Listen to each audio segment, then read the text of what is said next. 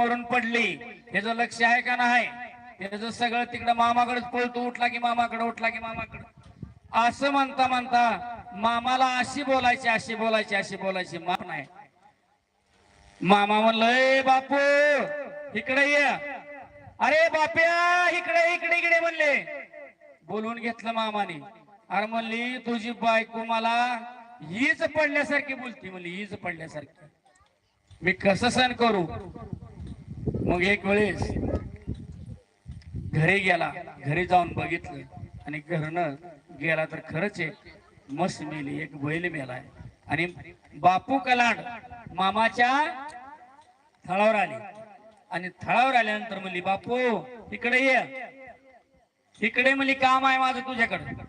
बापूला 180 रुपये दिलं आणि बापू कलांडला सांगितलं बैल घेऊन ये. बापू कलांड बैल घेण्यासाठी बाजारात गेले आणि बाजारात मामाने सांगितलं होतं बाजारात बैल मिळणार नाही. बापू तुला बैल रानातच मिळेल, मळ्यातच मिळेल. पण बापू नाईक नाही, बापू गेला रानात. कुठे गेला? रानात नाही, बापू गेला बाजारात. आणि बाजारात गेल्यावर ना बापूनी बऱ्याच किमती बैला, मोठी मोठी बैल, पण पैसे जवळ 180 रुपये. 180 रुपयात बैल कसं मिळणार मावशी? काय करायचं? किमती 500 रुपये, 1000 रुपये, 2000 रुपये, 3000 रुपये. बैल भेटला नाही. बापू हिरमसून महागारी आला आणि महागारी आल्यानंतर एका वस्तीवर गेला आणि त्या वस्तीवर जाऊन विचारलं, बैलाची किंमत काय हो? त्यांनी सांगितलं, बैलाची किंमत 1000 रुपये. तुमच्याकडे किती आहेत? अहो सांगा ना. नाही नाही म्हणले, परत येतो म्हणजे, परत येतो. पैसे नाहीत ना. आणि त्यांनी सांगितलं पदरचं घालायचं नाही, फक्त 180चाच बैल बसवायचा. आणि असं असताना पुढल्या वस्तीवर गेला. असं बरंच बापू कलांड फिरलं फिरलं. एका वस्तीवर गेलं, 500 रुपये किंमत सांगितली. 500 रुपये नाही म्हणजे. पुढच्या वस्तीवर गेले, पुढच्या वस्तीवर 210 रुपये किंमत सांगितली. बापून हिरला, आता 100% आपली किंमत होती. म्हणली बैल आपल्याला मिळतोय. मग त्यांनी सांगितलं, सांगा किंमत. म्हणली 210 रुपये. बापूने बैल मागितला 140 रुपयाला. त्यांनी सांगितलं, म्हणजे जरा विचार करा, जरा विचार करा. 150ला मागितला. जरा थोडा विचार करा म्हणली 60 रुपयाला मागितला. 160 रुपयाला, नुसत्या 60ला नाही मावशी, 160ला मागितला. आणि 160ला मागितल्यानंतर म्हणली जरा बोला. त्यांनी सांगितले, हो का 200 रुपये म्हणली 10 शिफ्टी. त्यांनी म्हणली नाही जमत. असं तसं असं तसं 190 धरा म्हणली. शेवट म्हणली 180 रुपये धरा.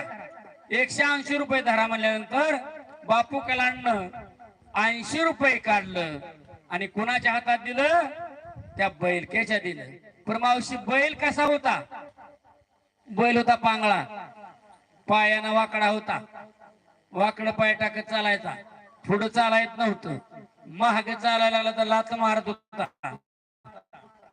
असला बैल घेऊन तो बापू कलांड आपल्या गावाकडे आलं. आणि गावाकडे आलं ना प्रत्येक जण बैल बघायचा. चला बापूचा बैल बघू म्हणजे कसा नाही.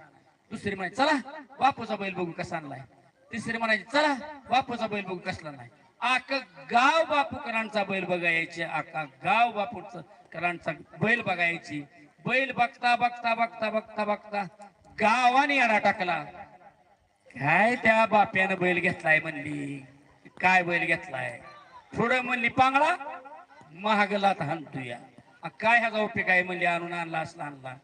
पण मामाने सांगितलं होतं 180 रुपयाचा घ्यायचा आणि 180 रुपयाचा बैल घेतला. असं असता असता बापू कलांड वैतागलं. म्हणली काय मला ही बुद्धी सुचली आणि आमची बायको बोलली म्हणून मला ही आता या पांगळा बैल सांभाळायची पाळी आली. बापू कलांड वैतागून वैतागून वैतागून गेलं, मामाच्या थळावर गेले. बापू आला वय, ये ये ये ये. बरेच दिवस झाला नाही. आलोय म्हणली मामा. काय शेवेला आला का? आला असता तर कशी यावा करतो म्हणे मामा. किती दिवस करणार आहे? नाही करतो की काय 8-4 दिवस. नाही नाही म्हणली